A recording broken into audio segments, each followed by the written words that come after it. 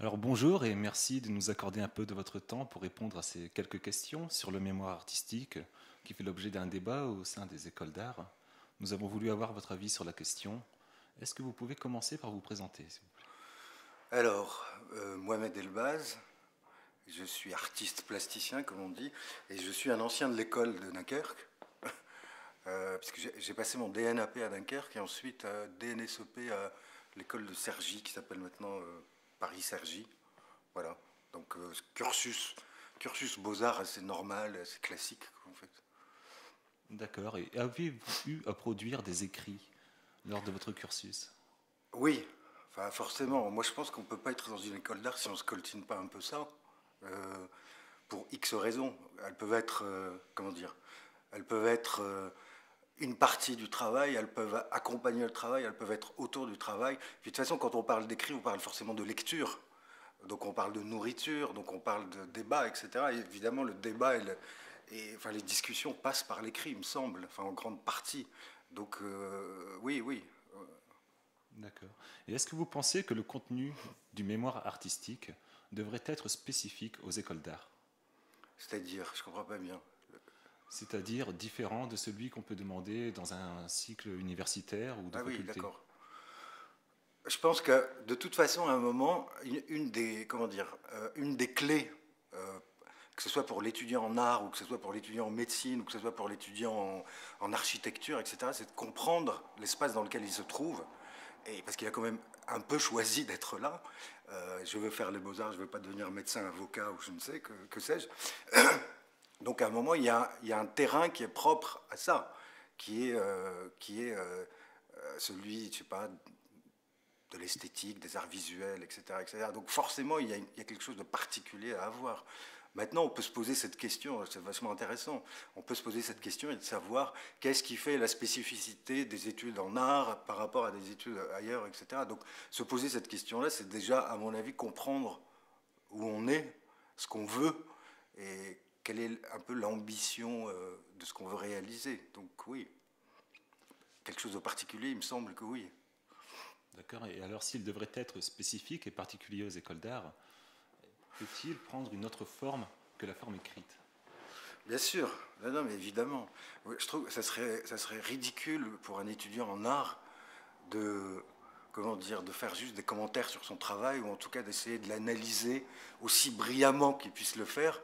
Mais bon, il y a quand même quelque chose, il me semble. Je pense que les études en art ont ceci de particulier, c'est qu'il y a un esprit, si vous voulez, un peu inconnu à ce qui va advenir. Il y a quelque chose comme ça qu'on ne peut pas vraiment gérer, puisque l'idée, c'est quand même de provoquer des sortes d'accidents qui vont pouvoir, je ne sais pas, faire avancer et son projet personnel et faire avancer aussi la réflexion qu'on a sur le monde. Enfin, c'est mon point de vue. Donc, à partir de là, on ne peut pas simplement devenir commentateur un peu de son expérience. Je pense qu'il y a quelque chose de vivre son expérience, enfin assumer son expérience et comment dire pratiquer son expérience jusqu'au bout. Et forcément, ça nous oblige, enfin il me semble, ça oblige les étudiants en art, parce qu'on parle pas encore d'artistes, ça oblige les étudiants en art à inventer leur propre forme et leur propre manière de questionner les espaces dans lesquels ils se trouvent. C'est-à-dire que les étudiants en art devraient inventer leur propre forme de recherche. Il me semble. Enfin, il me semble. Exactement. Moi, je crois que c'est l'intérêt un peu de l'enjeu, puisque nous sommes dans ce cadre-là. Les écoles d'art, c'est quand même plein d'artistes, on va dire. Les enseignants sont des artistes, enfin, dans le meilleur des cas, dans les écoles. Ce sont des gens qui ont réfléchi à leur pratique, comment la transmettre. L'idée de la transmission à l'école d'art est assez terrible, parce qu'il faut à un moment imaginer que les gens ne sont pas là pour modéliser les autres. Ils sont quand même là pour proposer des possibilités, des ouvertures.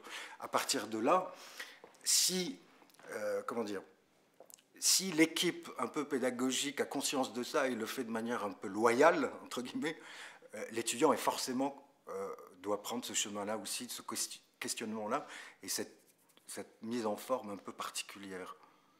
Et donc, est-ce judicieux de proposer un écrit théorique aux étudiants en adéquation avec la forme plastique et les sources? Moi, je trouve que oui, mais ça n'engage que moi, parce que je parle de mon expérience personnelle, c'est quelque chose que j'ai toujours essayé de faire, mal, souvent, mais j'ai toujours essayé de faire ça parce que ça me permettait évidemment de comprendre, mais surtout de m'adresser aux autres. Et finalement, si on fait l'économie de ça, ce qu'on rate, c'est l'adresse aux autres, et ce qui est quand même bizarre quand on veut produire du sens, de la forme et la transmettre.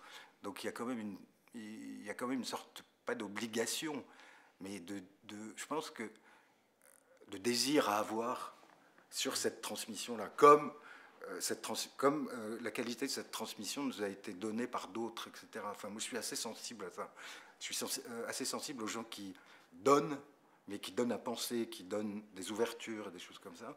Et il me semble que le champ de l'école d'art, c'est un peu ça.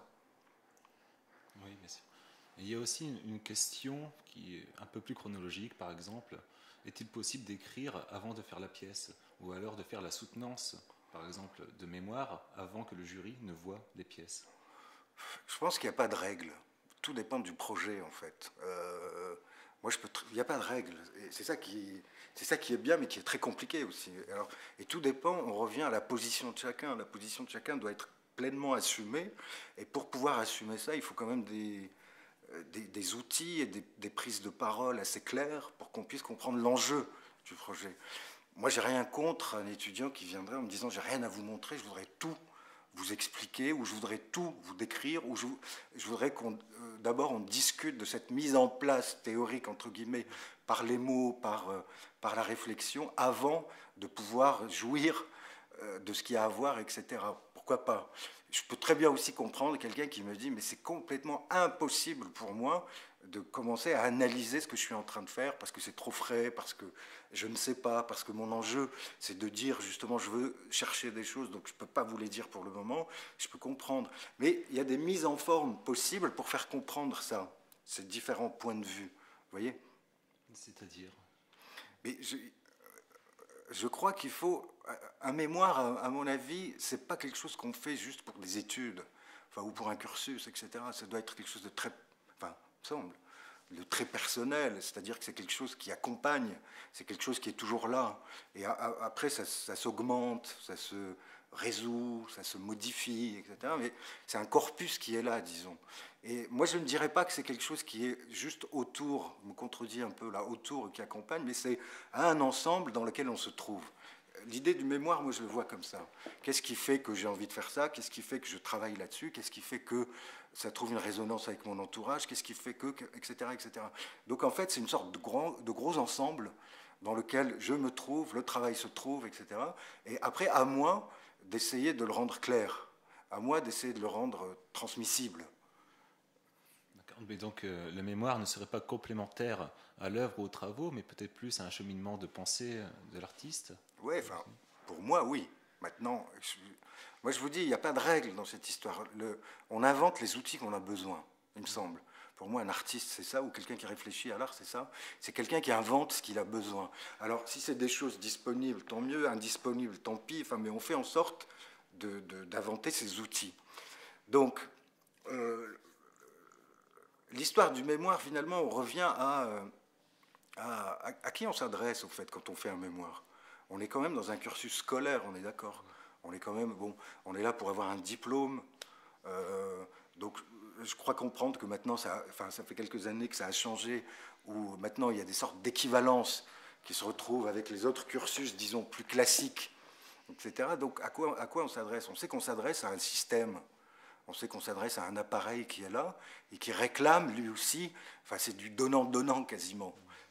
On fait des études, on vous donne les moyens, on vous donne les possibilités de rencontrer tel gens, de travailler, d'aller jusqu'au bout de vos projets, mais ce qui réclame finalement c'est de rendre ça peut-être compréhensible ou en tout cas que ce soit un corpus qui puisse être intégré à la discussion globale. En soi, c'est pas mauvais. À partir du moment où on sait qu'on est là, qu'on veut faire ces études-là, qu'on veut un diplôme. Il faut quand même rappeler que les étudiants, ils sont là pour 5 ans. 5 ans, c'est pas rien, c'est très très long, enfin, je trouve. Et qu'on est là pour 5 ans, donc ils veulent être là. Ils veulent être quand même dans ce mécanisme. Je pense que ce mécanisme, ils ont toute liberté pour modifier, comment dire, ces énoncés, voilà.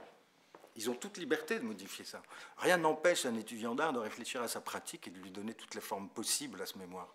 Enfin, il me semble. Tout en restant quand même dans une possibilité de communication avec les autres. Enfin, c'est pas... Mais avant le mémoire, c'était exactement la même chose. Quand on nous demandait de faire des dossiers, moi je me rappelle à l'époque, ça ne s'appelait pas comme ça, et on le faisait genre chaque fin d'année, ou peut-être quand il y avait des échéances de diplôme, etc. C'était du même ordre.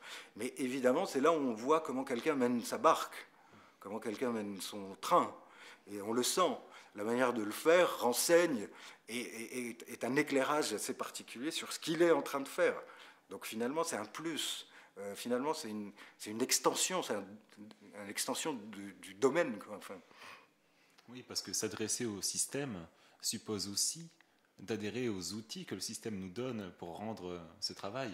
Ben, c'est toute l'intelligence d'un étudiant de jouer avec ça.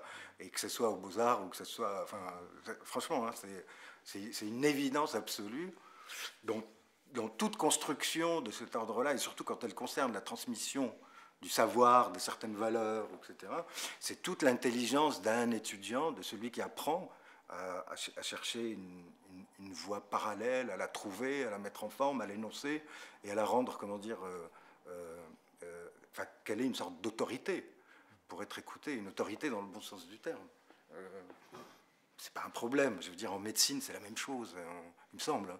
En philosophie, c'est encore pire, enfin, etc., etc. Donc, il y a cette idée comme ça d'intégrer un peu ces mécanismes pour en faire un peu ce qui nous est nécessaire. Et je pense que les gens ne nous empêchent pas de faire ça. Le système, comme on dit, il ne nous empêche pas de faire ça. Enfin, moi, je ne crois pas. Surtout en école, enfin, quand on est étudiant. Au contraire, il demande à ce que ce soit plus... Il y a quand même des directives qui sont assez claires, qui tombent du ministère concernant l'encadrement du mémoire. Donc après, le rôle de l'étudiant est peut-être de repousser, de jouer avec ses limites, sur un fil de transgression. Oui, de jouer, oui. Oui, je suis d'accord. Mais par exemple, quelles sont ces demandes très précises, etc. On demande quoi à l'étudiant? On lui demande de suivre tel chemin, de faire de telle manière, etc. Je ne sais pas, je vous demande. Ou est-ce qu'on lui demande de clarifier un peu sa situation juste pour... Vous savez, je crois que le problème fondamental, je me rappelle la grande discussion quand il y avait eu ces mises en place des équivalences, c'est que tout le monde a vu ça comme une catastrophe, comme quoi le système des beaux-arts, qui était une liberté absolue, allait s'écraser, allait être complètement laminé par cette chose, disons, plus officielle, qui était la machine universitaire. C'est vrai. En même temps, les choses sont là pour être contaminées, les choses sont là pour être utilisées à bon escient, etc. Donc moi, j'ai jamais cru que c'était une catastrophe.